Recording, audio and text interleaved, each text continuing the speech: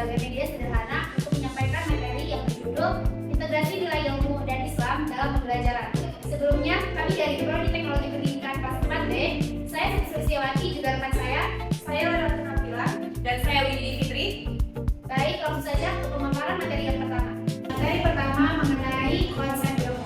Apa sih konsep ilmu itu? Ilmu adalah pengetahuan yang dapat diperoleh melalui metode apapun dan dapat dibuktikan kebenarannya. Dalam perspektif Islam, ilmu berasal dari Allah Subhanahu wa Ta'ala dan dijadikan sebagai petunjuk bagi umat manusia. Nah, tujuannya selain menambah pengetahuan, juga dapat mendekatkan diri kepada Allah Subhanahu wa Ta'ala.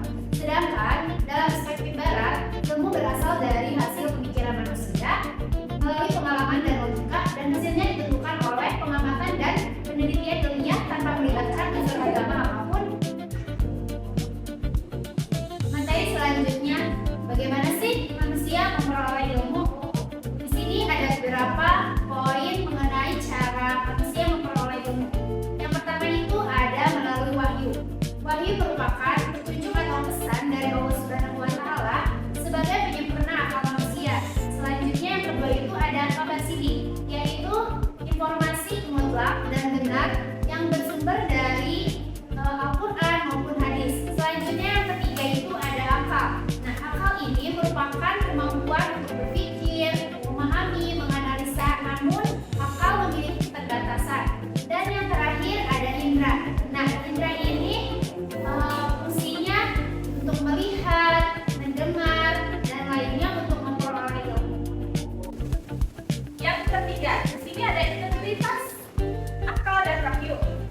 Akal adalah kemampuan manusia untuk berpikir, memahami, dan membedakan baik serta buruk.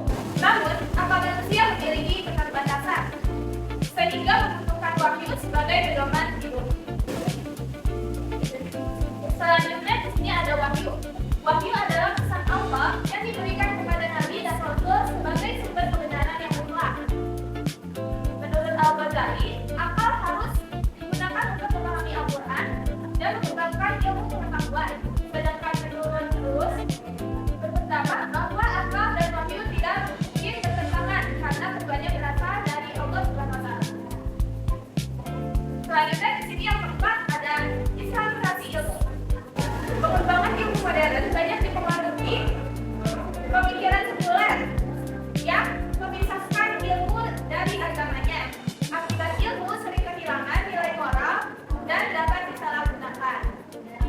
Dalam Islam, ilmu harus terhubung dengan nilai tauhid dan akhlak. Oleh karena itu, muncul konsep islamisasi ilmu, yaitu proses memasukkan nilai-nilai Islam ke dalam ilmu pengetahuan. Selanjutnya, di sini ada proses islamisasi yang dilakukan dengan dua tahap.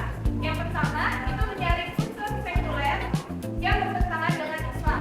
Yang kedua, memasukkan nilai tauhid, adab, dan keadilan ke dalam ilmu. Tujuannya untuk membentuk manusia yang cerdas, serta intelektual, beriman, dan berakhlak mulia. Selanjutnya yang kelima adalah konsep manusia terdidik. Bagaimana manusia terdidik itu? Manusia terdidik adalah individu yang berkembang secara utuh, baik dari sisi intelektual, moral, spiritual, sosial, maupun keterampilan hidup. Dalam Islam, manusia terdidik adalah orang yang memiliki ilmu, mengamalkan ilmunya, serta memahami tugasnya sebagai hamba Allah dan khalifah di muka bumi. Ilmu tidak hanya untuk kepentingan pribadi, tetapi juga bisa memberi manfaat kepada orang lain. Selanjutnya, bisa kita lihat ada ciri-ciri manusia terdidik.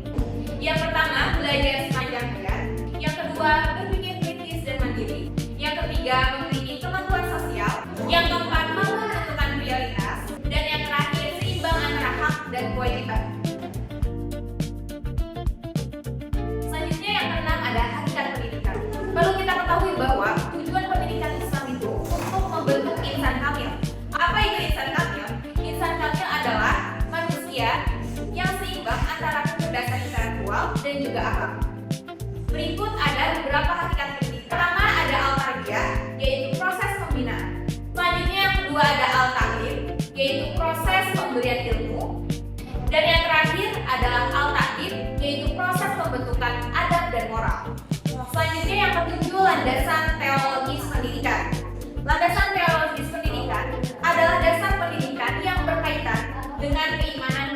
Allah. Pendidikan dalam Islam bertujuan membentuk manusia yang beriman, bertakwa, dan berakhlak mulia. Dasar utama pendidikan Islam berasal dari Al-Quran dan Hadis. Menuntut ilmu dipandang sebagai ibadah dan jalan menuju kemuliaan di sisi Allah. Selanjutnya yang terakhir yaitu karakteristik pendidikan teologis. Yang pertama berbasis tauhid, yang kedua holistik, yang ketiga berorientasi akhlak, yang keempat mengintegrasikan ilmu agama dan ilmu umum, yang terakhir seimbang antara dunia dan akhirat. Nah, setelah pemaparan materi ini, selanjutnya di sini ada kuis.